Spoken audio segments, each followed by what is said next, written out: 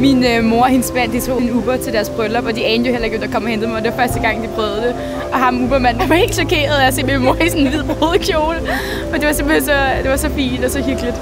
Når jeg er ude og køre med Uber, og jeg skal møde nogle forskellige passagerer, jamen så sender vi små beskeder, eller bare skriver dem ind i bilen. Altså jeg synes bare, det hele det er rigtig, rigtig spændende, altså at møde nye mennesker, som jeg ellers ikke ville have mødt. Ved mit job som sælger, der var jeg meget udadvendt og snakkede meget med mennesker. Det jeg kom til at gøre igen, så det er det, jeg godt kan lide ved Uber.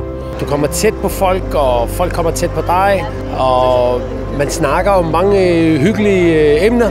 Vi har gået alt fra en gammel brugt bil til at køre i en Tesla. Altså, det var sjovt. Typisk der kører min datter om morgenen i hverdagen i skolen, og efter afleveringen kl. 8 i skolen, så starter jeg på Uber-platformen og kører typisk til, jeg skal hente den igen ved 4-tiden. Den måde, jeg bruger Uber, det er både meget lokalt, når jeg skal få møder rundt omkring i byen, eller jeg skal til fest, skal sent hjem om natten. Jeg har bilen, og den nyder jeg at køre i.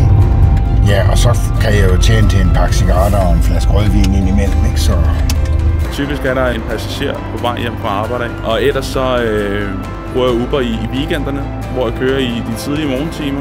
Hvis Uber ikke fandtes, så ville jeg slet ikke bruge den form for transport.